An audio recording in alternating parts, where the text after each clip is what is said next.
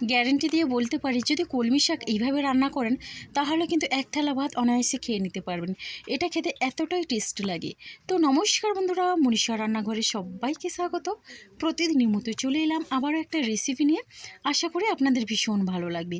তো চলুন, এখন আমি এখানে নিয়েছি 1 আঁটি পরিমাণে কলমি শাক। আর কলমি শাকটাকে কিন্তু আগের থেকে বেশ ভালোভাবে বেছে নিয়েছি, যেহেতু এখন বর্ষাকাল, তো শাকের মধ্যে অনেক পোকামাকড় থাকে, তো ভালোভাবে আমি বেছে নিয়েছি। আর কলমি শাকের এই যে ডাঁটাগুলো আমি কেটে একটু বাদ দিয়ে দিলাম। এবার দেখুন, শাকটাকে একেবারে কুচি কুচি করে কেটে নিচ্ছি। শাক কাটা হয়ে গেছে। এবার আমি এখানে শাকগুলো বেশ ভালোভাবে ধুয়ে নেব। তো দেখুন, শাকটা কিন্তু ধোয়া হয়ে গেছে। তো ধুয়ে একটা পাত্রের মধ্যে আমি তুলে নিয়েছি। এবার কলমি শাকের জন্য আমার লাগছে একটা আলু। তো এইরকম বড় সাইজের একটা আলু আগের থেকে আমি খোসা ছাড়িয়ে ধুয়ে রেখেছিলাম। এখন আলুগুলোকে কেটে নিচ্ছি। আর দেখুন আলুগুলোকে কেমন কাটছে একটু দেখে নিন। আর এখানে কিন্তু 1 আঁটি পরিমাণ শাকের জন্য নিয়েছি একটা আলু। আপনারা চাইলে কিন্তু কলমি শাকের এই রেসিপিটা করার জন্য এখানে আপনাদের পছন্দের মতো সবজি দিতে পারেন। তবে আজকে আমি শুধু আলু দিয়েই বানাচ্ছি। আলু দিয়ে কিন্তু কলমি শাকের এই রেসিপিটা ভীষণ টেস্টি হয়। তো দেখুন বন্ধুরা, আলু কেটে নিয়েছি। এবার আমি আলুগুলো বেশ ভালোভাবে ধুয়ে নেব। আলু ধোয়া হয়ে গেলে এখানে আমি রান্নার জন্য গ্যাসে কড়াই বসিয়ে দিয়েছি। এবার কড়াইটা গরম করে মশলার জন্য এখানে দিয়ে দিলাম 2টো শুকনো লঙ্কা। আর এখানে দিয়ে দিচ্ছি আমি ছোটো চামচের 2 চামচ পরিমাণে মুগের ডাল। তো দিয়ে দিচ্ছি এখানে জিরে 1 চামচ পরিমাণে। এখন বেশ ভালোভাবে নাড়াচাড়া করে আমি এটা ভেজে নেব। এই মশলাটা কিন্তু দারুণ লাগে কলমি শাকের এই রেসিপিতে। তো বন্ধুরা দেখুন, গ্যাসের ফ্লেমটা একেবারে মিডিয়ামে রেখে অনবরত নাড়াচাড়া করে আমি ভেজে নিচ্ছি। মশলাটা কিন্তু এখানে ভাজা হয়ে গেছে। এখন আমি তুলে নেব। এখানে মুগের ডালটাকে আমি মশলা হিসেবে ব্যবহার করছি। তো দেখুন, মুগের ডাল আর এই জিরে শুকনো লঙ্কার ভাজাটা আমি তুলে নিচ্ছি। এরপর ওই কড়াইয়ের মধ্যে দিয়ে দিচ্ছি সর্ষের তেল।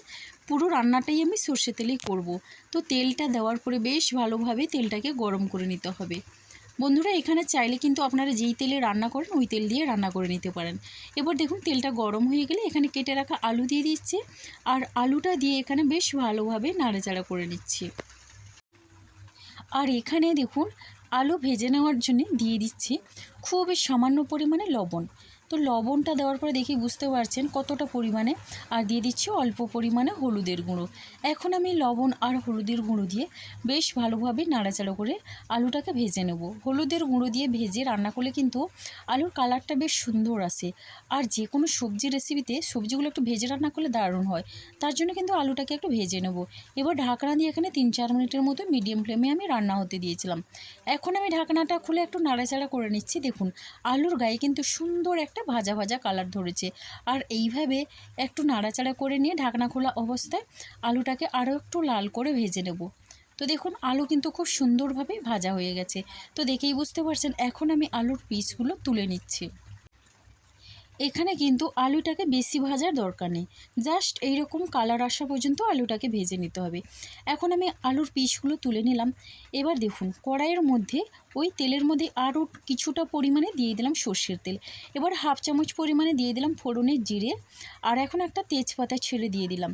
এখন দেখুন, একটু নাড়াচাড়া করে নিয়ে এখানে আমি দিয়ে দিচ্ছি একটা পেঁয়াজ।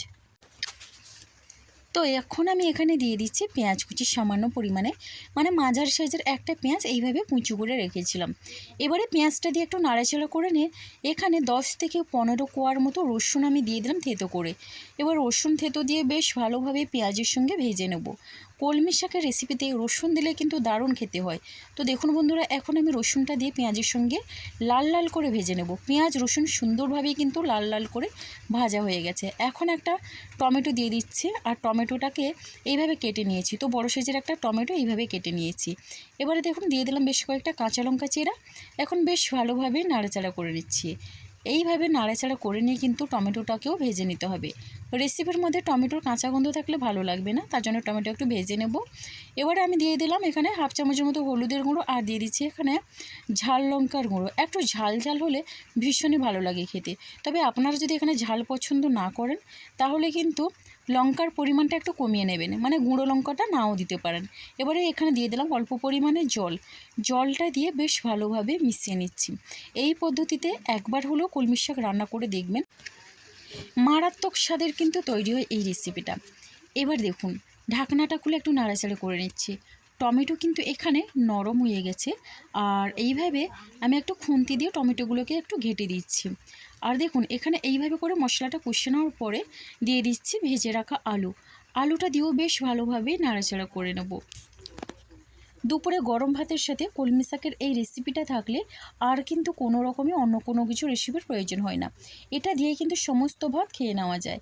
এবার দেখুন কিছু সময় ধরে আলুটাকে নাড়াচাড়া করে নেওয়ার পরে এবার আমি ধুয়ে রাখা শাকটা দিয়ে ঢাকনা চাপা দিয়ে দিলাম।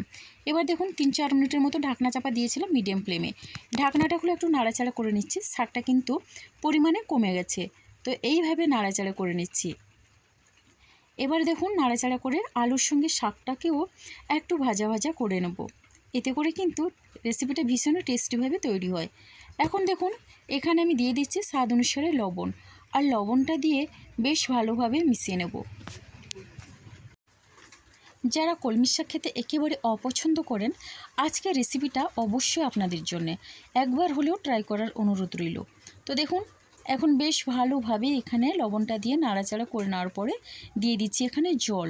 তো যেই বাটিতে আমি আলু ভেজে রেখেছিলাম ওই বাটির 1 বাটি পরিমাণে জল দিয়ে দিলাম, আর জলটা দিয়ে বেশ ভালোভাবে মিশিয়ে নিচ্ছি। এবার দেখুন আমি যে মশলাটা ভেজে রেখেছিলাম ওই মশলাটা আমি গুঁড়ো করে নিয়েছি।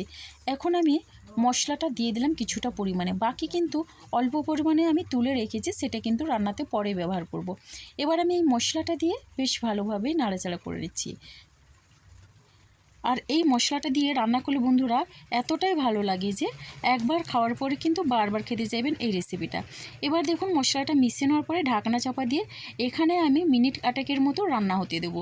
তো 8 মিনিট পরে কিন্তু আমি দেখাচ্ছি আপনাদের, তবে মাঝখানে একবার আমি নাড়িয়ে দিয়েছিলাম। তো দেখুন এইভাবে আমি কিন্তু রান্নাটা এখানে করে নিলাম, আর খুব সুন্দর একটা সুগন্ধ বেরিয়েছে। এই সুগন্ধের জন্য 1 থালা ভাত অনায়াসে খাওয়া যায়। এবার দেখুন যে মশলাটা আমি দিয়েছিলাম আগে, তো ওই মশলাটা একটু বাঁচিয়ে রেখেছিলাম, ওই মশলাটা এবার আমি দিয়ে দিলাম।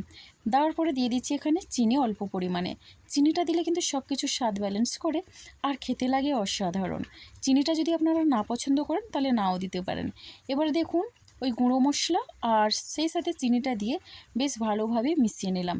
আর এখন আমি এখানে 1 থেকে 1.5 মিনিটের মতো লো ফ্লেমে রান্না হতে দেবো। এতে করে কিন্তু খুব সুন্দরভাবে মশলাটা সেট হয়ে যায়। তো ঢাকনাটা খুলে এখানে দিয়ে দিচ্ছি নামানোর আগে 1 চামচ পরিমাণে সর্ষের তেল। তো কাঁচা সর্ষের তেল দিলে ভীষণই টেস্টি হয় যে কোনো শাকের রেসিপি। এবার তেলটা দিয়ে বেশ ভালোভাবে মিশিয়ে নিচ্ছি। তো রেসিপিটা তো আমার তৈরি হয়ে গেল পরিবেশনের জন্য। আর কেমন লাগলো অবশ্যই একটা মিষ্টি কমেন্ট করবেন। আপনাদের একটা মিষ্টি কমেন্ট কিন্তু আমাকে অনেকটা উৎসাহ দেয় নতুন নতুন রেসিপি বানানোর জন্যে। তো বন্ধুরা এখন আমি পরিবেশন করে নিচ্ছি, আর দেখে বুঝতে পারছেন অল্প সময়ের মধ্যে কিন্তু কলমি শাকের এই রেসিপিটা আমার তৈরি হয়ে গেল। ভালো লাগলে অবশ্যই সাবস্ক্রাইব করে আমার পাশে থাকবেন। তো দেখুন বন্ধুরা আজকে রেসিপিটা এই পর্যন্ত, আর আগামীকাল আসবো আবার একটা নতুন রেসিপি নিয়ে। আপনারা সবাই সুস্থ থাকুন, ভালো থাকুন, অসংখ্য ধন্যবাদ আর অনেক অনেক ভালোবাসা রইল আমার সোনা বন্ধুদের জন্যে। তাহলে বন্ধুরা আজকের মতো সবাইকে টাটা।